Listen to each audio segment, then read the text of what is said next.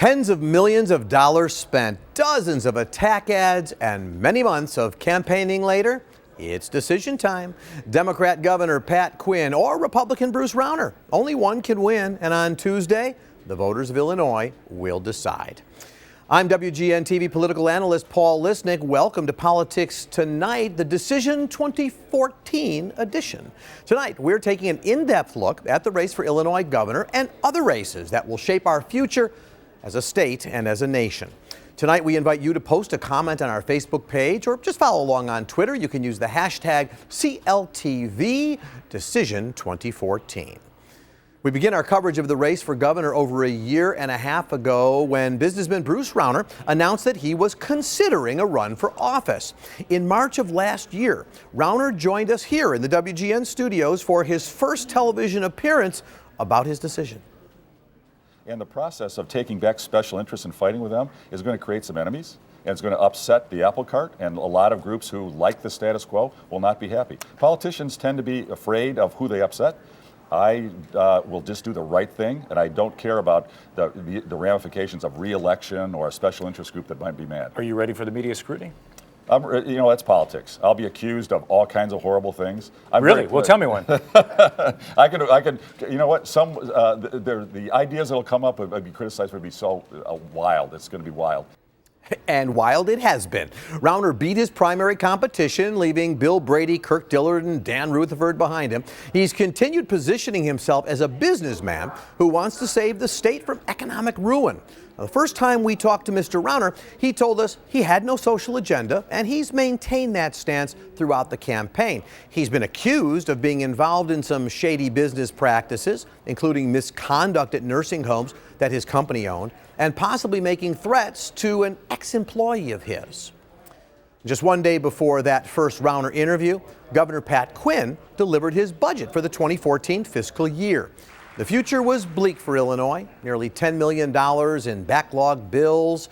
The state's pension debt was climbing toward the $97 billion mark with no reform in sight. With his re-election bid in sight, Quinn needed to be tough on legislators, but fair to state workers and residents. Democracy requires action by the executive branch and the legislative branch. It's time for you to legislate. So take the vote. Send me a comprehensive pension reform bill. And together, let's move Illinois forward. Well, that budget included no new taxes and no new fees for Illinois residents. And pension reform would be passed by the end of the year after Quinn suspended lawmaker pay to try and force an agreement. Well, fast forward 1 year, 7 months, and some 3 weeks later. Illinois voters are poised to choose between the pair. Opposites in so many ways, but united in their hope to help put Illinois back on the right track. The latest poll from CBS and the New York Times put Quinn ahead of Rauner with 45%, 4 points more than Rauner, who has 41%. 13% of voters still undecided. And 2 polls by the Tribune and Rasmussen reports from last week showed both candidates in a statistical tie. Well, joining me here in our WGN studios, Eric Zorn, a columnist at the Chicago Tribune, and over at the Chicago Tribune Tower, we've got Chicago Tribune editorial board member Kristen McQuarrie, of course, our Common Sense Caucus. And welcome back to both of you. Always fun to talk to you. I want to start, Kristen, with this question to you. There's the always famous October surprise that everybody waits for. Well, October pretty much over. Was there any October surprise in your opinion? I don't really think there was, other than that the race has stayed as close as it has. I actually thought as the month wound down that maybe we would see one of the candidates pull ahead, but actually we haven't. In fact, we've seen gains on the Libertarian Party gubernatorial candidate Chad Grimm because he's getting help from organized labor. So if there was any October surprise, it might be that the Libertarian candidate is pulling ahead in the polls and the other two are still neck and neck. Yeah, I would agree with that. I don't think there was anything that we saw pop up in the news or the attack ads that's new.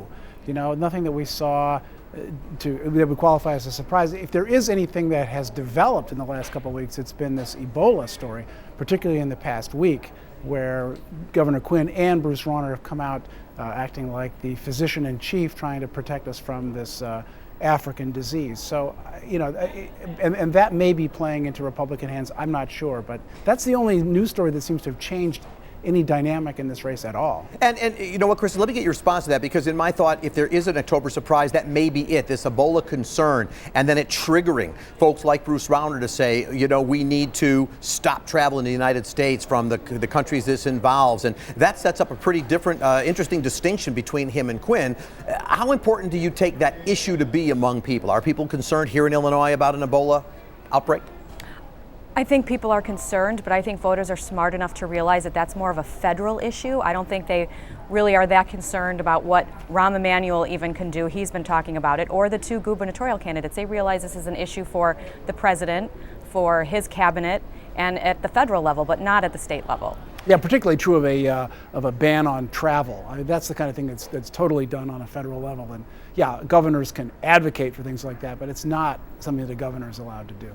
And Eric, let me start with you on this. I mean, pretty much every ad on every airway these days is a political ad. And, you watch one, it's an attack Quinn, the next one's attack Rauner. It's positive back and forth. They don't control that scheduling of the ads. But I'm just curious as to your reaction, Eric, to just this constant back and forth, everything balanced off. It's almost like a nicely coordinated square dance. Yes, it is, and I know a lot about square dancing, as you know. What I am seeing in this is a lot of these negative ads, and I think that ends up depressing voter turnout. People just say, heck with both these guys. They're both obviously terrible people, because listen to what the ads say about them. What I'm really missing in these ads, and something that I'm particularly missing from the Rauner campaign, is an actual plan to address the problems that Illinois faces. What's going to be cut? What is it that is going to move the state forward, other than this vague idea of tax cuts and Bruce Rauner will drive things along and make us a business-friendly state? I don't know exactly what that means, and I'm not sure he does either. And the same thing is true of Quinn. A lot of his ads are about saying things like Bruce Rauner wants to cut the minimum wage. Well, it doesn't really matter what Bruce Rauner wants to do with the minimum wage, because it's going to be a democratically controlled legislature. So that's kind of a moot point. I mean, I would like to see Quinn talking about his record and what he wants to do going forward, and I'm not seeing that. So I'm not sure that this is going to be bringing people out to the polls. Although, Kristen, as we come to you, look, Quinn has been doing something in this October moment. We're hearing about new jobs. Amazon, right, these last few days, all these companies coming to Illinois, creating jobs in Illinois. Of course, the flip side, people are going to now have to pay tax on Amazon purchases. But that aside, do you have any doubt that this unveiling of these new businesses was coordinated to be right around now? Of course not. I mean, of course it was coordinated to be all of these things coming together right at the end of the tail end of his campaign, which is not uncommon for either party to do it. In fact, there is some news coming out today that a Quinn spokesman for one of his agencies admitted as such.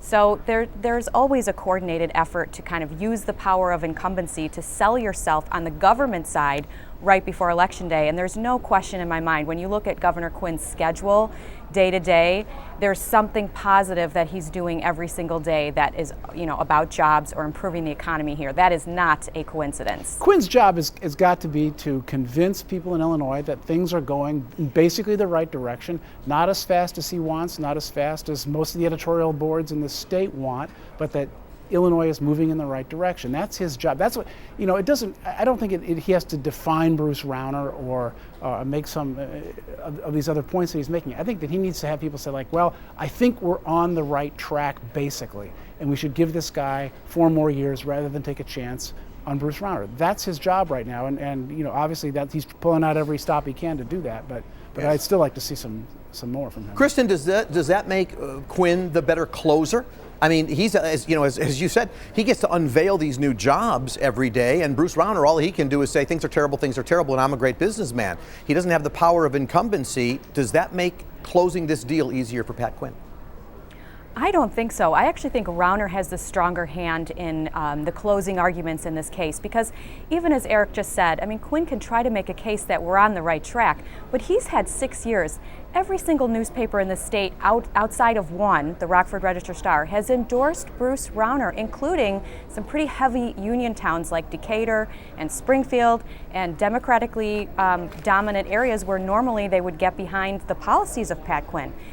I don't think he does have a good sell. People are impatient. They realize he's had 6 years. And so I think the message of change is stronger for Bruce Rauner now. He's been doing some ads with his wife that I think sort of soften his image. And so I would say Rauner is closing better than Quinn at this point. And I'll say this again. I think that if you look back 4 years, Bill Brady almost beat Quinn in a sort of similar situation. Brady did not have a good downstate game. He did not have anything going in the city. He did not have nearly the money that Bruce Rauner has to spend. And again, that election was whisper close. And I feel like if you have to say, who's got the edge going into this election, I would give it to Rauner at this point. We're going to get to your predictions, though, a little bit later, so that may have been it, but we're going to wait. But I do want to ask you this. Because it may change between now and then. Okay, so. there you go. That's right. We have a commercial break in between. So, Eric, let me just ask you, then, who will ultimately decide this? Is this the soccer moms in the burbs? Is it the African-American community? I mean, they've got different holds on each of those groups. Who decides this race, Eric? Well, the obvious political truth is that it's turnout. But everyone is looking at suburban women. Suburban white women is what pollsters are saying they're looking at. And there has been a dramatic swing, according to the Tribune poll, in those suburban white women going from Quinn or undecided to Rauner. And if that holds, I think that's what we're looking at. Kristen, what's your thought? Because, look, a lot of efforts being made by Quinn and Rauner in the African-American community. I don't think the African-American community will be the deciding factor in this race. They're so loyal to the Democratic Party that they're sort of a given. I do think the suburbs is where, that's where the population concentration is. So whoever wins that population over is more likely to pull ahead. But I'm also watching downstate. I mean, traditionally, the Republican candidate does really well and wins basically every county outside of Cook County. I don't know that that's going to be the case with Bruce Rauner because he has been tough on public employee unions, and a lot of towns downstate are very dependent on state government and those jobs. So if Bruce Rauner doesn't do well downstate, that's going to be a real deciding factor. That's a good point. Let me just come in, because that's what that leads me to, is to say I really want to kind of know what you guys think is going to happen here in terms of predictions. We're going to come back and get Kristen and Eric's predictions and more reactions on more races when we come back. You can let us know on Twitter who you think is going to win. Use the hashtag CLTV Decision 2014. We'll be right back.